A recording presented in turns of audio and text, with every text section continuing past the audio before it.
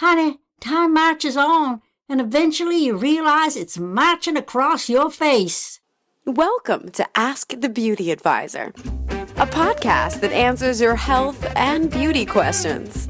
Hosted by health and beauty advisor, Deanna Lynn.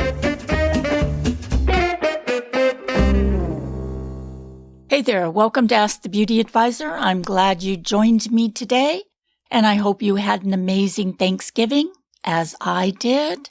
This year, my Thanksgiving was very peaceful, which I am very thankful for. There was no over-the-top weirdness with my family. We all got along this year, which with my family is pretty rare these days. Yeah, I could probably do a podcast on the weirdnesses of my family. Anyway, speaking of podcast, I want to let you know that over the next several weeks, I'm going to start a series about aging. I'm going to go into details on how and why we age. I'm also going to be giving you solutions that can help prevent, slow down, and even reverse the aging process. Hopefully, I'll also be able to bring in some guests who are experts in certain areas. I am trying to contact guests and invite them on the show to make the show a little bit more interesting for you. When I look back down through the episodes, I notice that the episodes that get the most downloads are episodes on the topic of aging, skincare, and makeup. So I know those are the things you want to hear about. So today is a prelude into the topic of aging, and that's what this podcast today is about. But before we dive into our topic today, I just want to let you know I did send the monthly newsletter out this week, so don't forget to check your inbox. Because I put a very special article for you this month in the newsletter.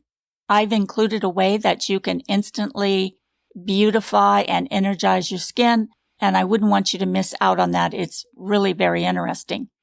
If you haven't already signed up for the monthly newsletter, you can do so in various ways. You can go to the blog, askthebeautyadvisor.com. You can join from there. You can also visit my Facebook page, Ask the Beauty Advisor. You can join us from there, or you can text me. That's right. You can send me a text message. What you do is you text this word to me, skin, S-K-I-N. Text that word to this number, 444-999. Text that. I will respond back to you by asking for your email address. Type in your email address and hit send, and wham. Just like that, you'll be on my list and you'll receive this month's newsletter. All right. With all that done, let's go ahead and start today's program. I think my assistant Hazel is here today. Hazel's going to be here. She's going to be listening in. Right, Hazel? Are you here today? You're going to be listening to the show today? Yes, ma'am. All right, then. Are you ready to get started? Should we start the show? Please.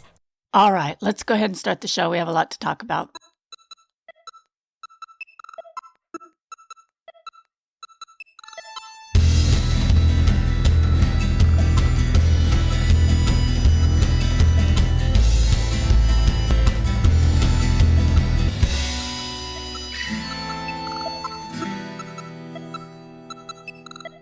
As far as visible signs of aging on the outer part of our body, it varies from one person to another. Of course, the lucky ones are blessed with a youthful-looking skin that lasts long after others are wrinkled, sagging, and covered with various spots and lesions. Now, which category one falls into depends really on two major factors: genetic heritage and environmental exposure. Let's take the genetic heritage, which is also referred to as intrinsic aging. This is when the aging process is pre-programmed into our DNA at conception. This is the hardest type of aging to overcome or to prevent.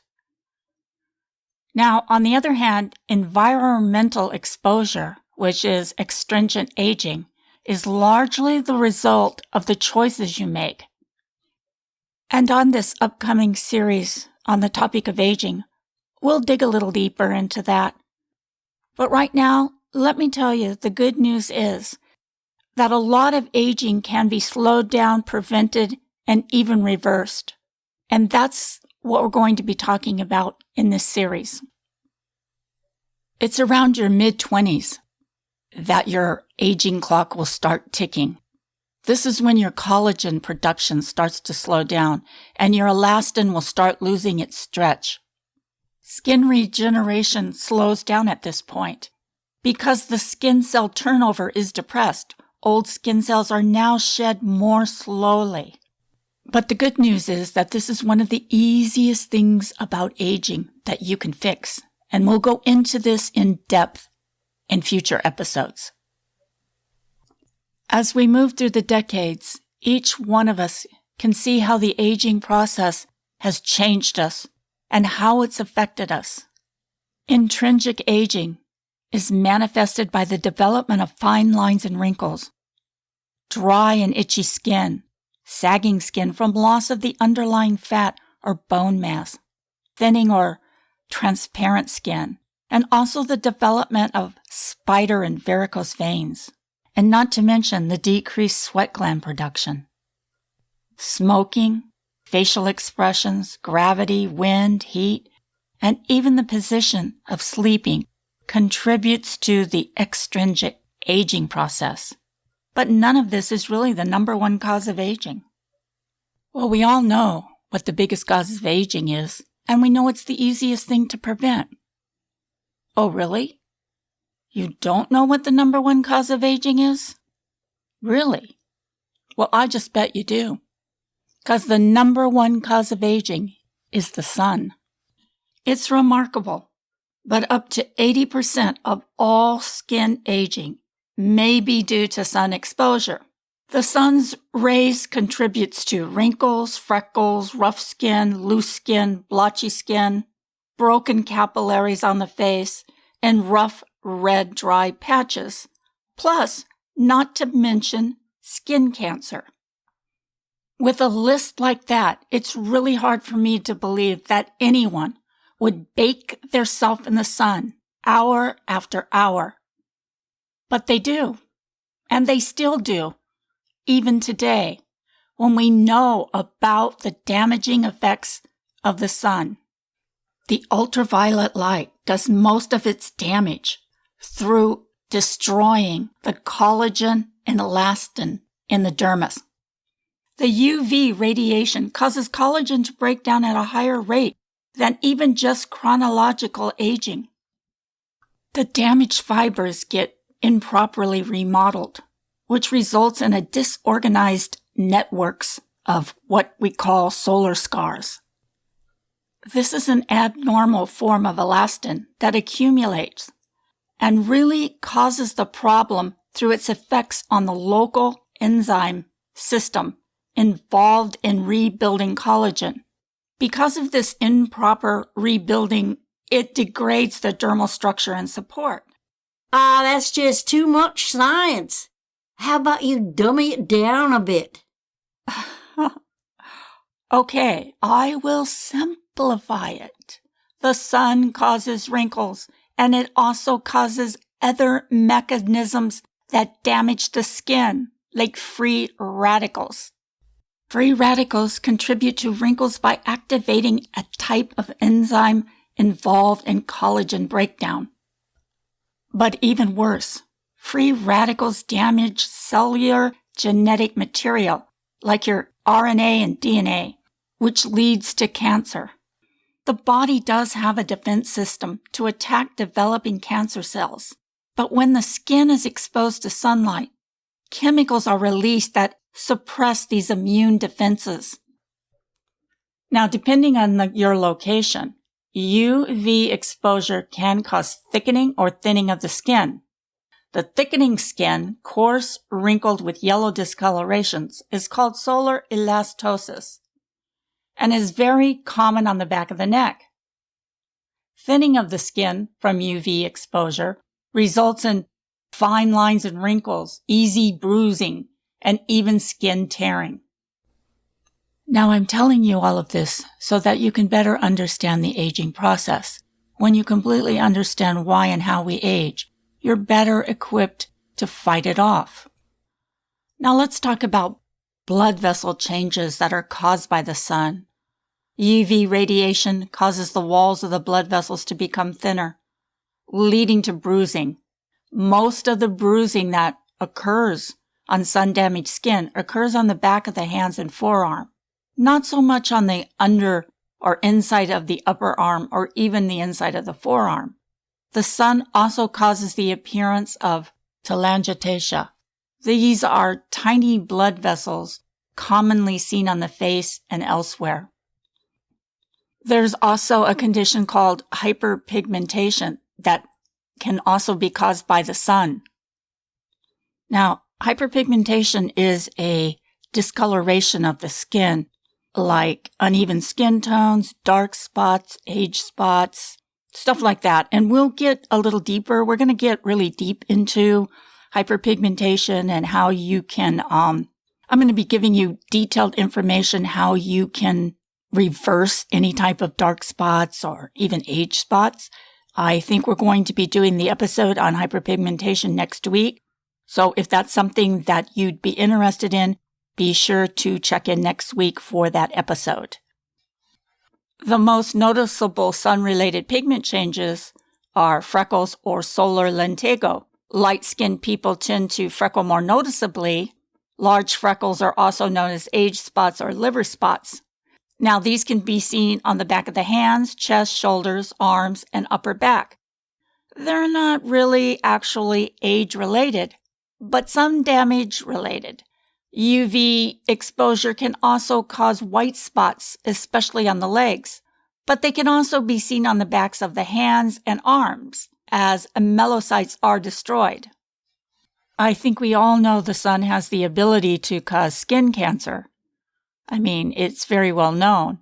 The 3 types of skin cancer are melanoma, basal cell carcinoma, and squamous cell carcinoma.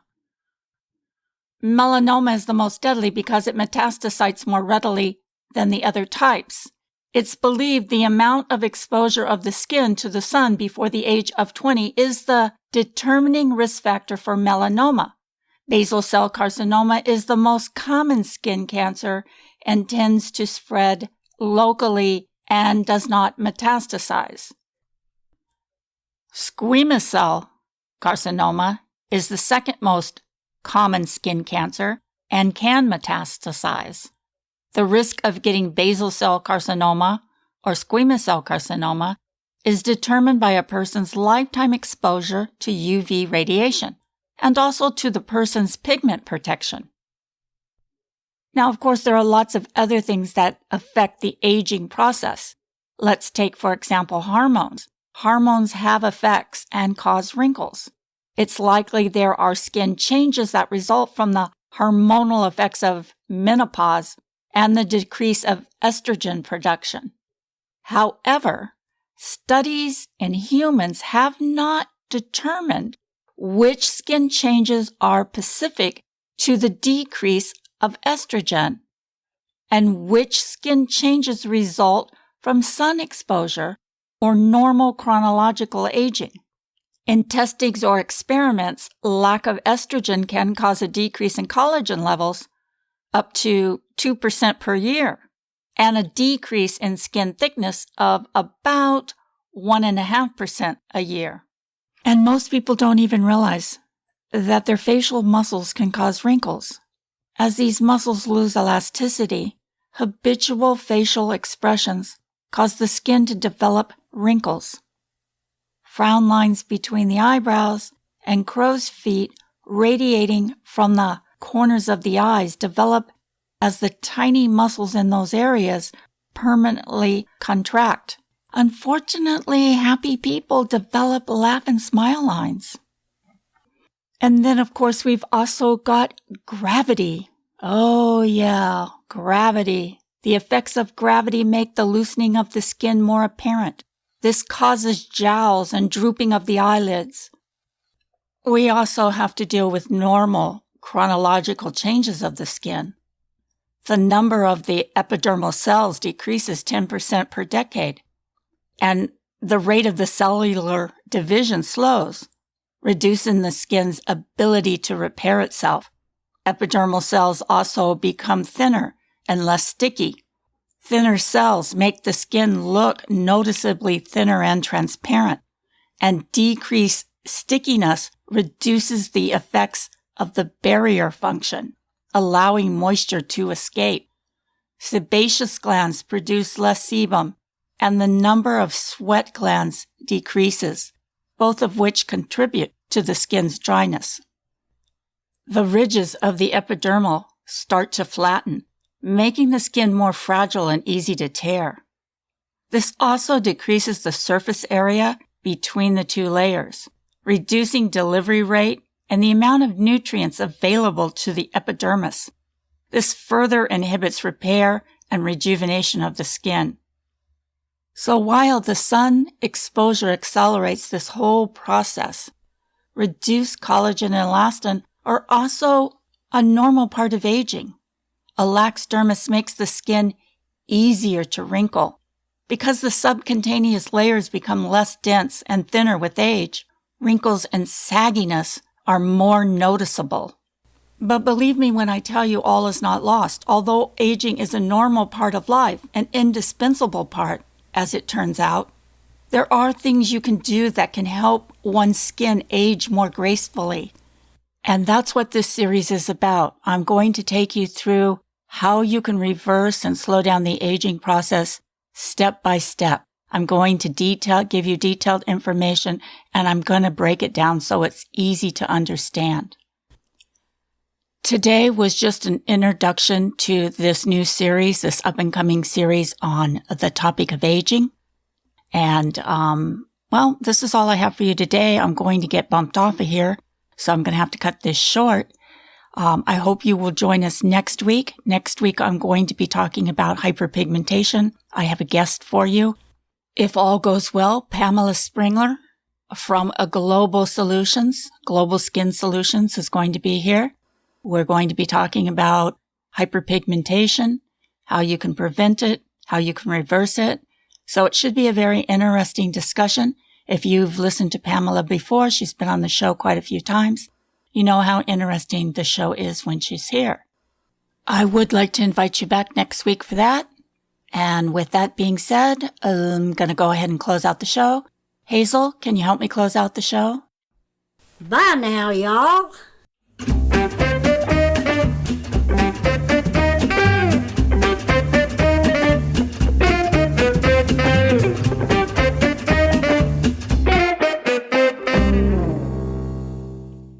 The Beauty Advisor is a part of the Beauty Radio Network.